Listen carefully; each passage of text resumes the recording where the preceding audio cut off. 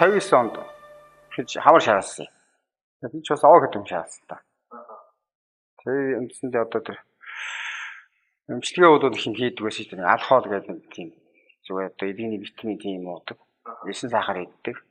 Тэгээд нэг будаа мудаа иддэг. Тэгж жаад яхаа нэг саргаатай болоод очдөг хаа болсон та. Тэгээд зүгээр очсон. Тэгээд яг эмчилгээг өгч гэж ярьдаг байсан.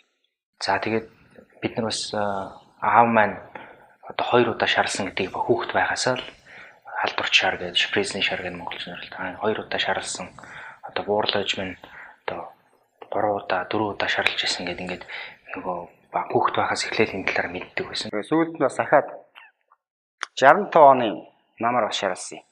65 оны намар ч одоо манай аав шарлаад дээд шарлаад манай дүү харин нацуутай байсан гах байсан. Тэгээд тэнд бол би ерөөсөө эмчилгээ хийдэг агуу. Цагаан мог гэж байдаг юм аа. Тэнд цагаан могны ишэл ууж байгаа. Ташээс яаж гэж явж байгаа. Тэгээд чээс зүгээр болохоо тэгээд зүгээр болчихсон. Нэг шарлна гэдэг бол ямар нэгэн байдлаар илгэний өвчтөй болгодог гэдгийг бол хүүхэд байхасаа бас баг зэрэг мэдээлэлтэй байсан. Тэгээд манай дүү наажрал доктор маань энэ талаар судлаад манай ах ухааны доктор болоод ингээд явах төр зэрэг энэлийн мэдээлэл бол биднэрт бас нэлээд их байсан. Тэгээд биш өөрөө эрдэнэ төв учраас бас нэлээд уншиж судалж энэ талаар сонирхдаг байсан л да. 90 оноос хойш би ч нэг анх сурч ирсэн л да. Сурч эхэллээ 98 онд яваад тэгээд 99 оноос эхлээд нэг ахтай сураад ингээд нэг жил хэдэд тэл сураад тэгээд дараагаар нь 99 оноос эхлээд анагаах сураад ингээд эхэлсэн.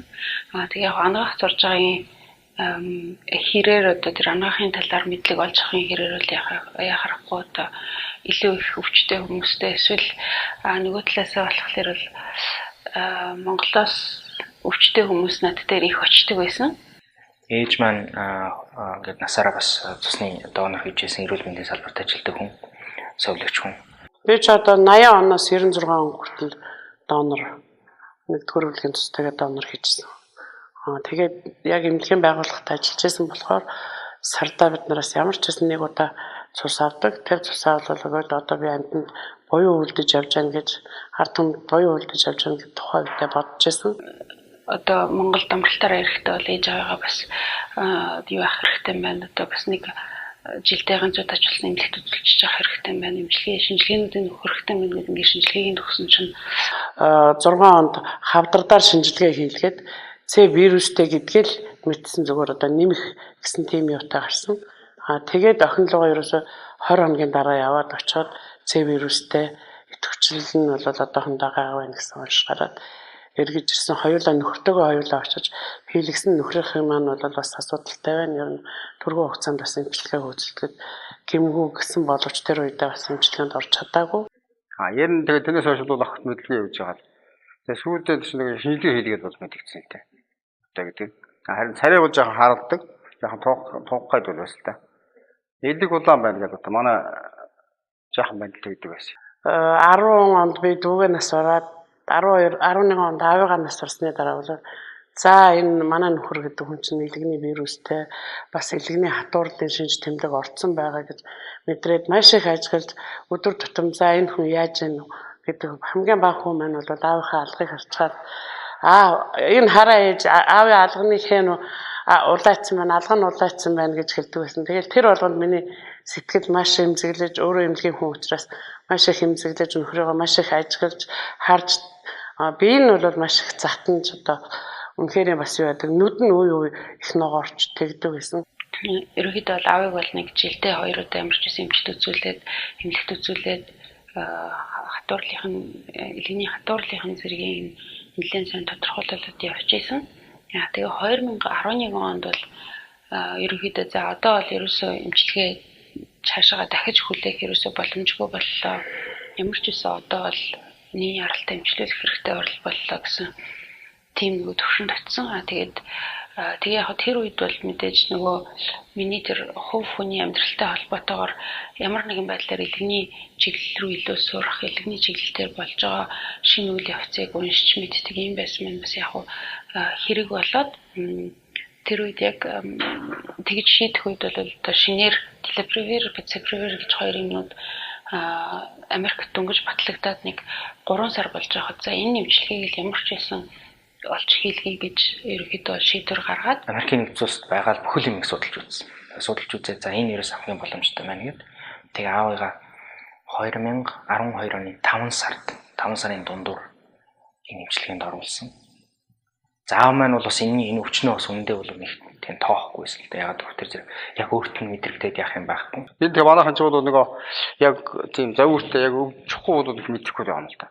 Зүгээр яваад байгаа шүү дээ. Тэгээ явж нэг мэдтэл одоо өвчин дамжаас байдаг. Тийм л одоо очтой л да. Би ч гэсэн яг тийм л замаар явж байсан л да. 3 онд одоо наагцах маань элэгний хавдар тусаад бас нэлээд дэмжлэгээ хийлгэж байгаад нас барсан. 2010 онд төрсөн дүү маань элэгний хавдраар бас нас барсан. 2011 онд аав маань элэгний хавдраар бас нас барсан. Тэрнээс өмнө бол би бас нэлээд олон улсууд манай гэр бүлд элэгний хавдартай байна гэдгийг бол би одоо санаад бодоод байхад ээж маань наагц 3-аас 4 хүн яг тэгж ногоорч янз бүр болж нас орж байхын би бол өөрийн нүдээр харсан учраас энэ өвчнөөс маш их айдаг болсон. Гэр бүлийнхэн ойр тойрны хүмүүсийн ингээд энэ аюултай өвчнөд алдсан дараа аавыгаа одоо ядаж л одоо эцэг эхийг авч хийсэн гэсэн л тийм хүсэл зорилго бид нарт байсан. Жишээлбэл манай аавын эмчилгээ хийлгэсэн Телепревир, Пегентерон, Рибаурын эмчилгээ бол энэ эмчилгээний дотроо маш их хүн эмчилгээ хийсэн. Тэгтээ нөгөөтэй бүр болохоор юу гэсэн гэхээр Пегентерон, Рибаурыг 12 сар хийлгэхүү. Тэгээд үр дүн нь хамгийн өндөртөө нэг 70% байх уу эсвэл Пегентерон, Рибаурын Телепревирийг энэ гурыг хийлгээд 3-аас 6 сарын хооронд эмчилгээ хийлгээд энийх нь үр дүн нэг 85% байх уу гэсэн ийм сонголт байсан учраас ямар ч байсан Телепревир, Пегентерон, Рибаурыг бол хийлгэсэн. Одоо эмчнэр бол их мундаг одоо юу таа штэ. Одоо жишээ нь тухайн үндэстэй нарийн сайн эмчилгээ шүү дээ. Тэгэхээр мундаг сайн эмчилгээ. Амжилтны хувьд бол бас интервьюнтэй эмчилгээ бас яадагаа тайлаад ирсэн. Тэгээ манай гэрт яг ингээд байгаад эмчилгээ хийлгээд ингэсэн. Эхний сар бол гайгүй боломж юм байсан. 2 дахь сараас эхлээд одоо улаан хайсан манай, цагаан хайсан манай хүчил төрөгчийн дутагдалд ороод ерөөхдөө ингээд босч чаддгүй. Шалан дээр ингээд эвтэйхэн юм дээр сууж идэг. Манай 2 давхраад ингээд гарч чаддаггүй. Тийм. Бас үнэхээр л энэ хүн тэгээд одоо царайнд ингээд цонхиж цаагаад туураад ингэсэн.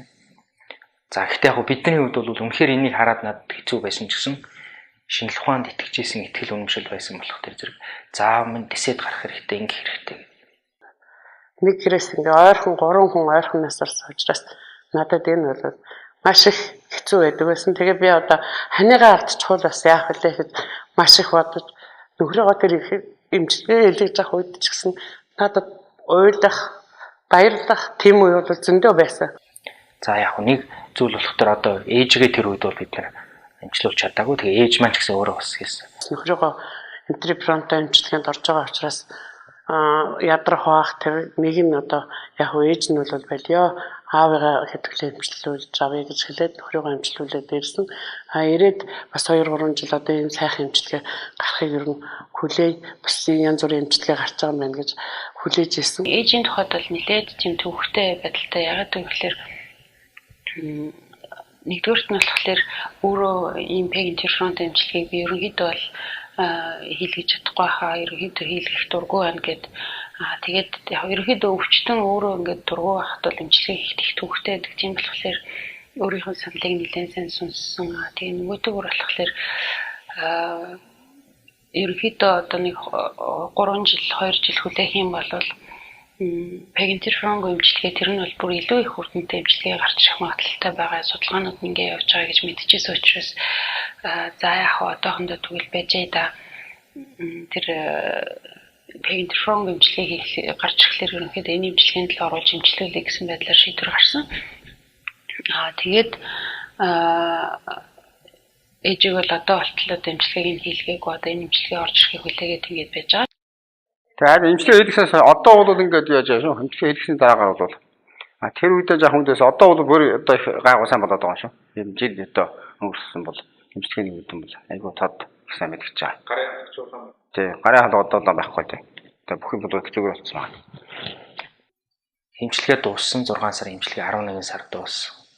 11 сар дуусаа шинжилгээгээ өгсөн ямар ч үгүйсэн C вирус нь бол байхгүй устсан байна гэсэн ийм мэдээ гарч ирсэн. Одоо бол зүгээр үү тий. Энэ бол сайн бичлэгдсэн. Ирсний дагаач бимжлэгээ үзүүлс одоо эртэж гэсэн энд одоо шинжилгээ хийлгсэн л дээ.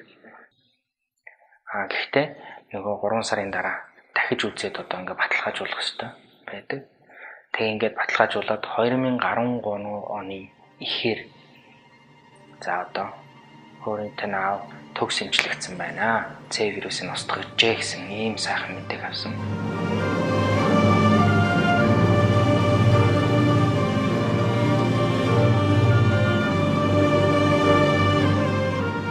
А 2012 онд хэрвээ эмчлүүлэг байсан бол одоо бол ямар ч байсан нөгөө өвчнийхөө явцаар ингээд бодох юм бол эндэгшлээ алдсан цирроз гэсэн ийм онцтой явж ахаар байсан.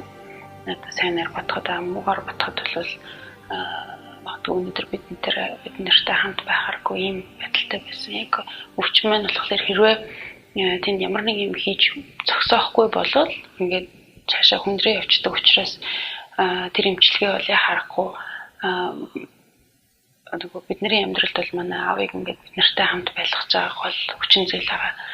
Тэгтээ бол би нөхрийгөө нэрээ ингээд тэгчээд хоёулаа ингээд хамт амьдарч байгаа би маш их баяртай байдаг. Одоо өөрөө эмчилүүлээд өөр хүүхдтэйгээ олон жил хамт амьдрнаа, хамт байна гэж бол итгэлтэй байна. За тэгээд одоо бол ээж маань ийм ингээд одоо шинжилгээний илгэний шинжилгээнүүдийнх нь өөрчлөлтөй гараад эхэлчихсэн байж байгаа датасаад нь. За тэгээд вирусынх нь нөгөө тоо өгсөж өгсөн байж байгаа. Тэгэхээр одоо ингээд бид нар бол одоо Монгол улсад орж ирж байгаа. Энэ 11 сарын дундуур орж ирэх эмчилгээг хамгийн түрүүнд л одоо хийлгээл яралтай хийлгэхгүй бол бас болохгүй болчихсон байж байгаа. За тэгээд ингээд эмчлүүлээд аав шиг маань төгсөд итгээд ингээд бид нартайгаа олон жил хамт хоногдоход бол бид нар итгэлтэй байгаа. Хүн болж төрчөөд хүний төлөө ямар нэг юм хийж чадах тэр нөгөө чадамж нь байгаа бол тэрүүнийга өөрийнхөө чадах хэмжээгээр хамгийн сайнаар хийх ёстой. Зөвхөн энэ бол бид нар аав ээжийн төлөө хийж байгаа биш. Бас Монгол төмөрийн төлөө энэ хүмүүсийн төлөө хийх ёстой юм аа гэд энийг бид нар ингээд эхлүүлээ зүтгээд явж байна. Ямар ч үгүйсэн тодорхой үр дүнгуудад хүрчлээ.